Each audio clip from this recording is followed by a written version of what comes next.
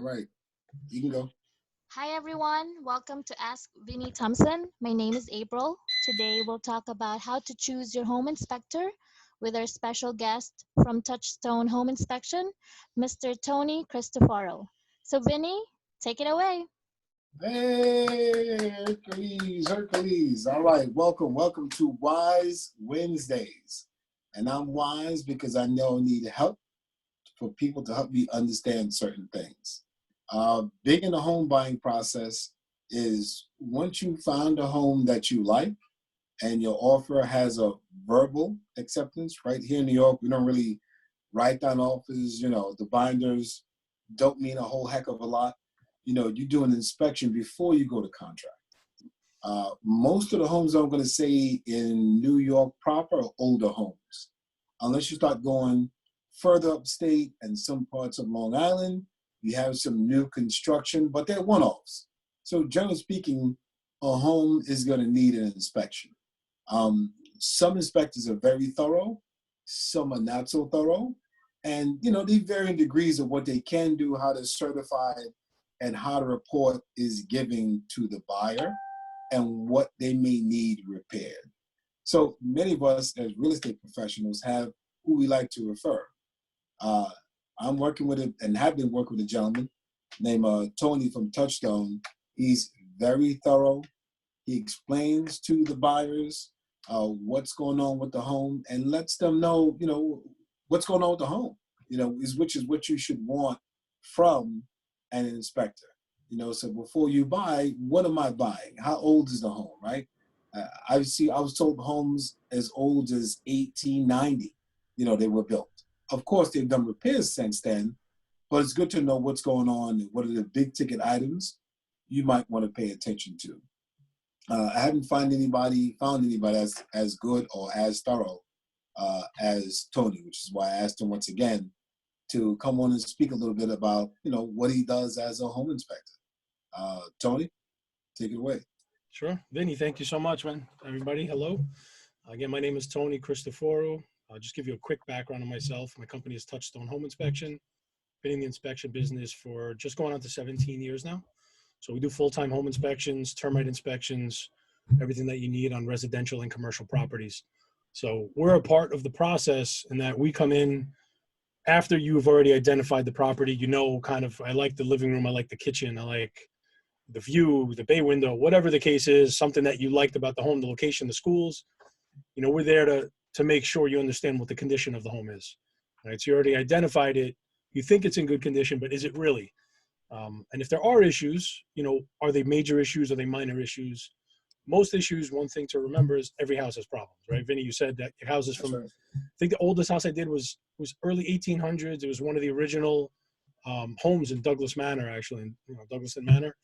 So that was one of the oldest I've done, but a bunch that are 1800s. A lot of the brownstones that you're looking at in Brooklyn, especially the Brooklyn ones in Uptown Manhattan, we were talking about, Uptown Harlem and all that. Some of them are late 1800s, early 1900s. Most Sure. of them 1918, 1908, somewhere in that range.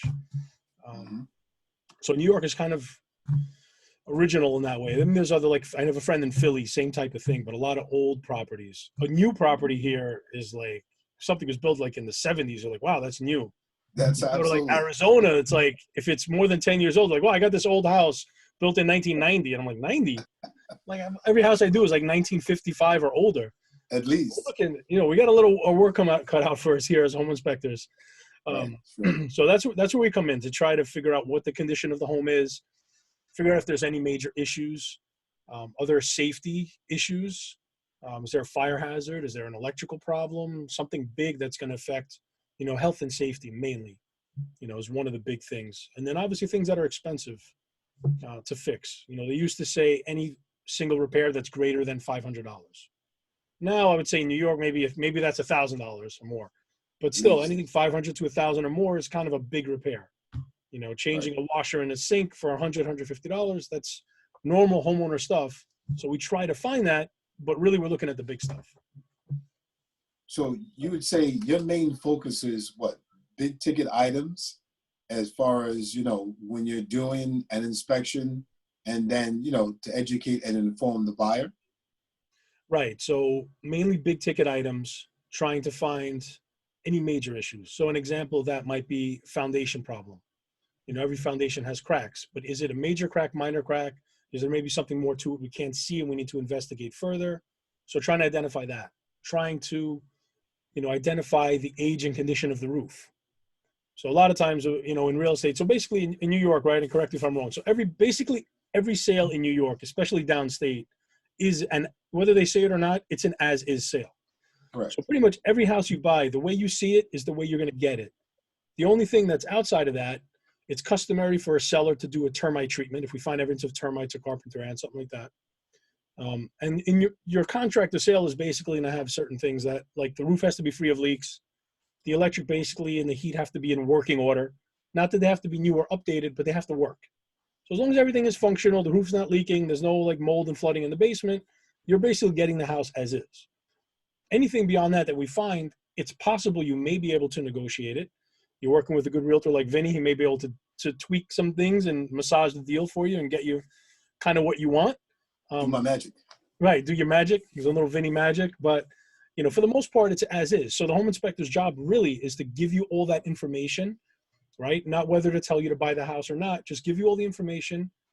If there are issues, try to come up with some solutions for them. At least that's how I approach it. And some guys that I know, there's a problem, all right, there's a foundation crack. Now, how do you go about addressing that? What are we going to do to fix it?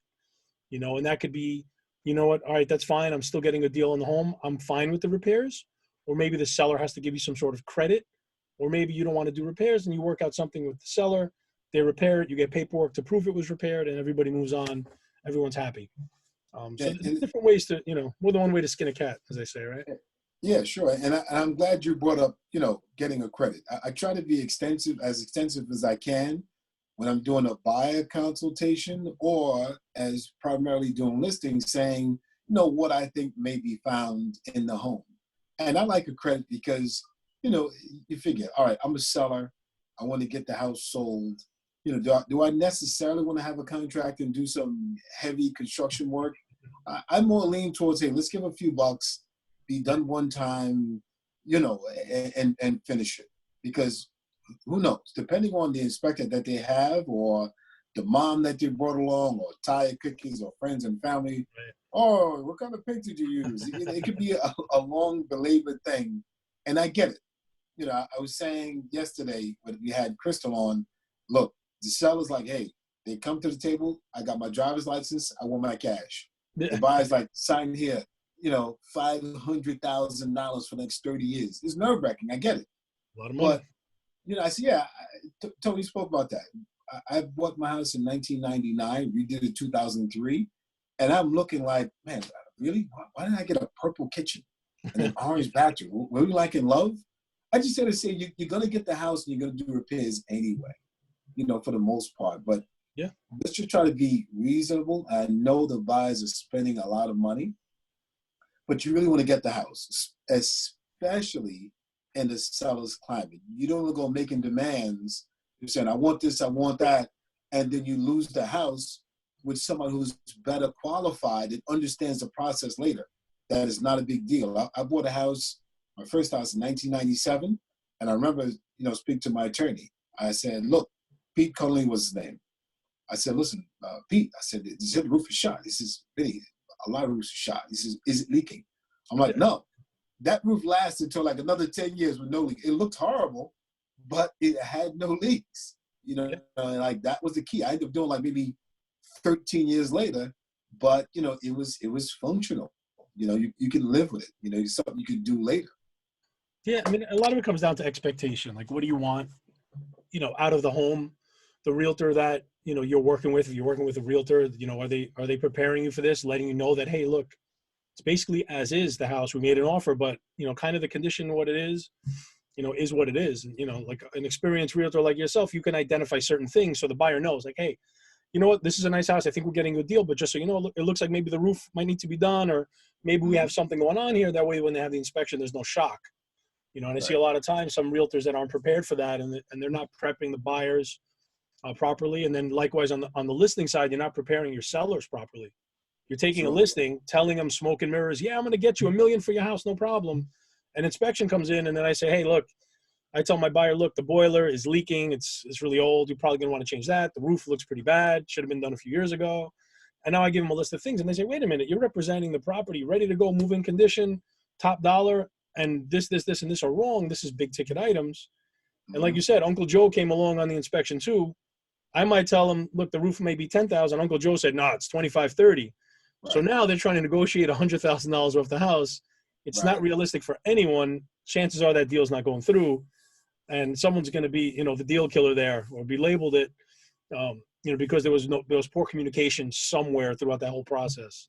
Right. So if everyone lays expectation and people know what's going on, deals could be worked out, and there's a solution for almost every problem in the house. Sure. And it's funny, and I've worked with buyers, and I've been the listing agent, and then I'll say to the buyer's agent, hey, look, so offer got accepted, and I see this in text form and email, when are you doing inspection? And sometimes they say, no, I'm not doing inspection. I'm like, well, why? Because that protects me and you. I never want to be said, oh, you said not to do it, or one wasn't done. Now looking at both of us. No, look.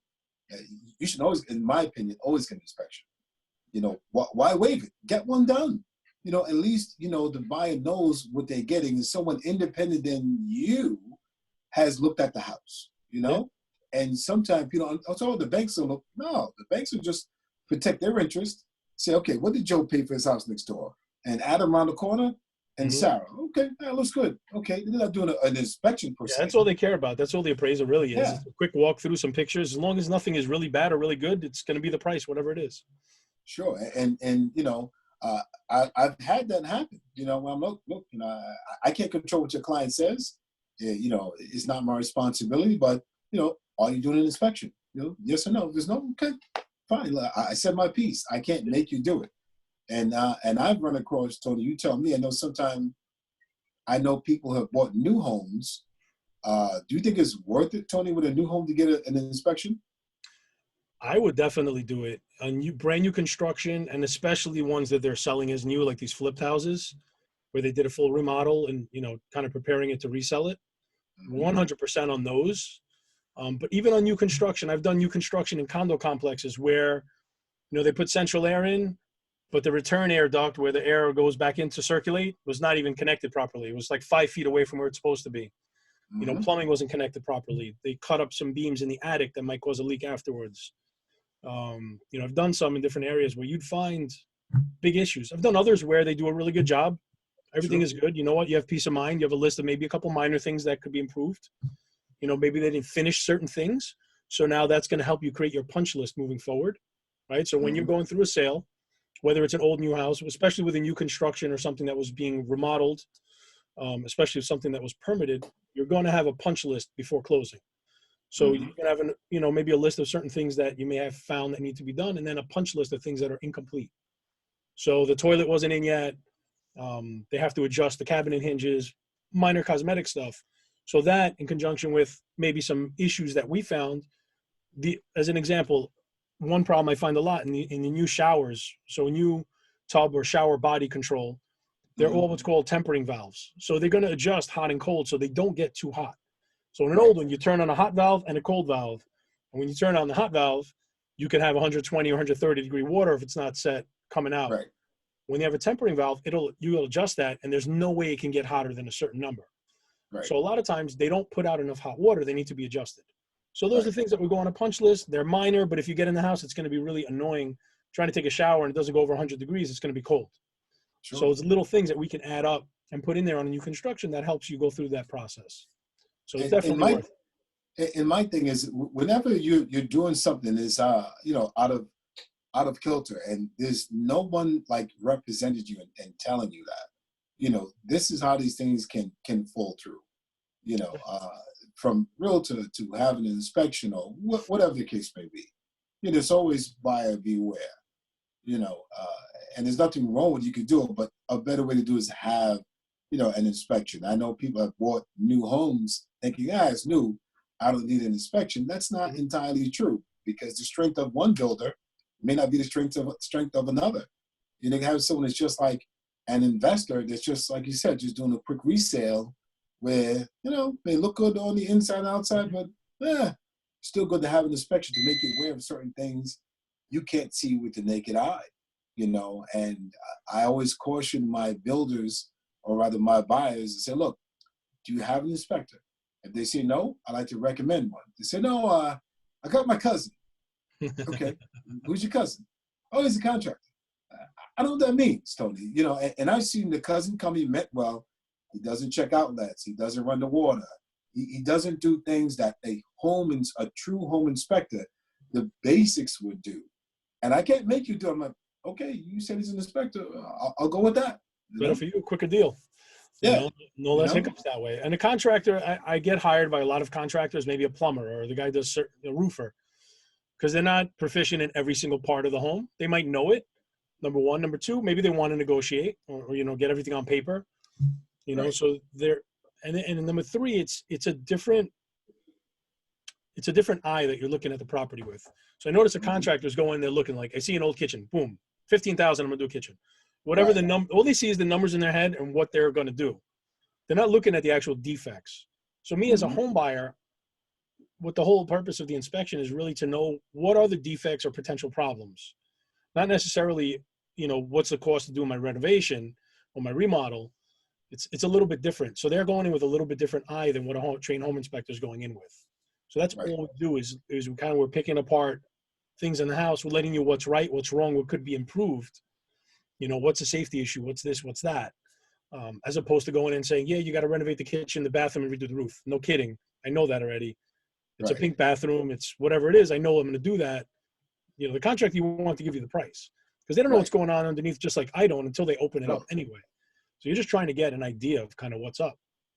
Yeah, give me an idea, Tony. I think the last time you came for an inspection that we had, you had some pretty cool like Inspector Gadget type gadgets you had, man. Tell me some stuff that can look behind the wall and it's like hot and cold, or like it was like water damage. You want to go with like some smaller things that you do in the inspection? Yeah, so we do, hold on one second. I'm going to do show and tell right here for a Zoom meeting. It's going to be like the first time anyone did this, but I'm going to do it. Okay, all right.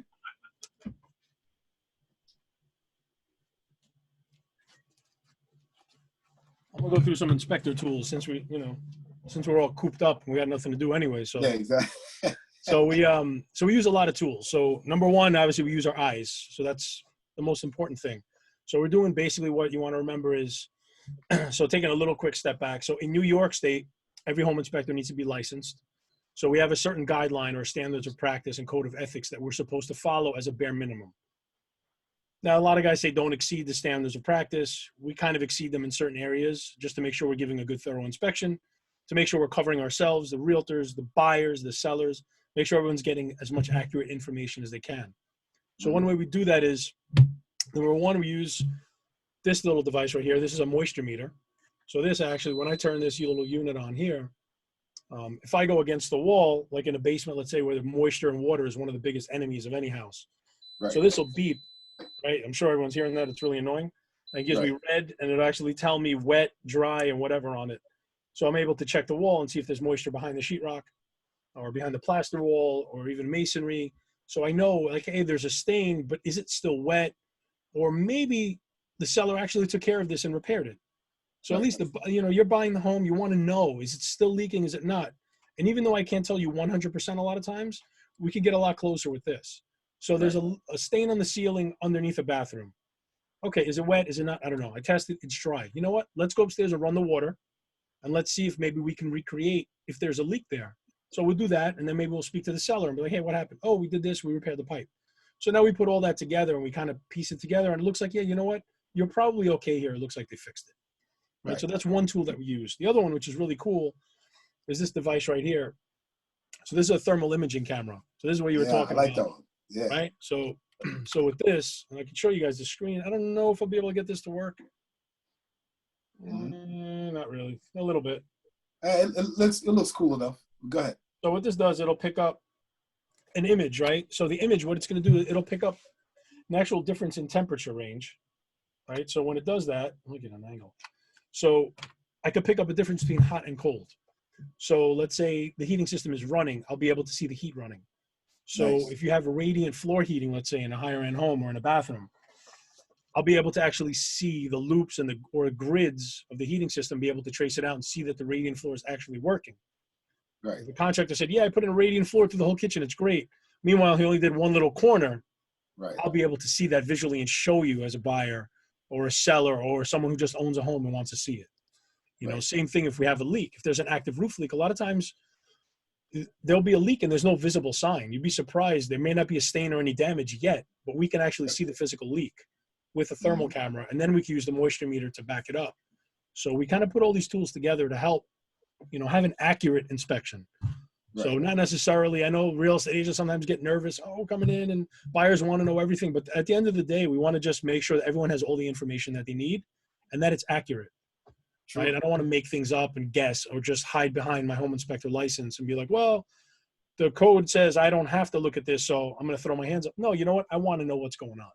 I want everyone to be comfortable and know what's up and be honest and truthful and just give them the info and let everyone work with it. You know, that's really what our job is. You know, And once again, it's good for us too, Tony, because you don't want something to come back on you on either end and say, "Oh, you said," or "Why didn't you?" Obviously, you had an inspection. You know what it is. You know, this is a big home purchase. Most of the homes, like you said, in New York are old. You know, and hopefully before you've been prepared for that. You know, we pay attention to and bring attention to big ticket items. See what you can get, but you know you're getting something old. You know. And, you know, you're going to have to probably do some work to it. But, you know, welcome to being a homeowner. You won't go from tenant hat to homeowner hat. That's part of it.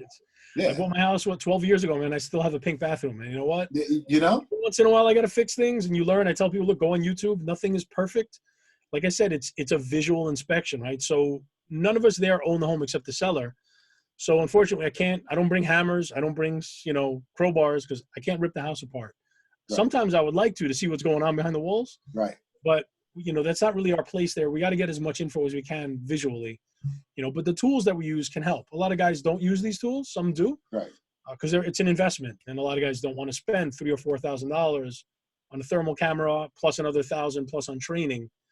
So they don't want to do that. So they're kind of, in my opinion, if you're not using as much equipment as you can, you're kind of shortchanging your client. Sure.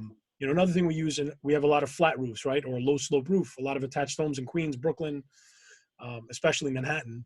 They're really high. Sometimes roofers seal the hatch. There's no way to see the roof. We use a camera extension pole so that we're able to see the roof and give you an answer. Like, what is the condition? Obviously, if we can walk the roof, that's the best option. But a lot of times we're not able to do that, especially in the city. So we came up with ways, and some guys will use a drone, which is good also. Right. You just want answers, like how old is the roof? Like the seller a lot of times will be like, yeah, the roof is fixed, or we redid the roof. Okay, what does that mean? Well, we redid it last year. Then I go up there and I look like, well, you patched it last year, put some silver paint on it, but the roof is like 35, 40 years old. It's gone, like it's on borrowed time. So at least I can communicate that to the buyer and be like, listen, the roof's not leaking now. They patched it up. It's a flat roof. You get by for a little bit, but ultimately you're going to have to redo it. So it's all about information, and like we're going back, like these flipped homes. At the end of the day, you're buying a house that may be 100 years old. They came in and they're doing cosmetic repairs on it or improvements, and I tell buyers, look, it's basically new, but there's going to be some old things here. So don't think you're getting a brand new home. There are going to be some issues that may come up after you move in the home, and we can't see everything. Right. And I look like this, Tony. If you buy your home, it's expensive. You're just going to end up putting money into it anyway. You know what I mean? So it's stuff that I know people bought new homes that don't like the kitchen, don't like the bathroom. This is why you get money back, not as much you used to get from the government, but, you're spurring the economy now and you're starting a legacy for your family. Instead of collecting rent receipts, you have something for your family. Yeah. Anyway, and we got like maybe one more minute left, Tony. I don't know what you'd like to say. In parting shots, Yeah, I mean, I have my, if anyone needs to reach me, they can reach you obviously and reach out to me. Our website is www.touchstoneinspection.com. You can email or call us. Like I said, reach out through Vinny or me directly. My info will be here. And, get an inspection, make sure that they're licensed. Make sure that they're members of a major association. There's two really, which is ASHI, American Society of Home Inspectors, and InterNACHI. Those are the two big ones. I'm members of both of those. And just check qualifications, talk to the inspector. You're only going to interview pretty much on the phone. You won't be face to face. You know, now you're not face to face with anyone, but we're just making a relationship basically in a couple minutes over the phone. Right. So speak to the inspector, make sure he can communicate things to you and you vibe that way, and make sure he's giving you a computerized report with pictures. And that's pretty much it. I mean, we're here to help. You know, definitely reach out, you know, on Facebook. My info will be there. Or reach out to Vinny here. Vinny's All right. the real estate pro you want to work with. Thank you very much, Tony. Thank you for your time. Appreciate your knowledge. Thank you, everyone, for joining in. Take care. All right. Over and out.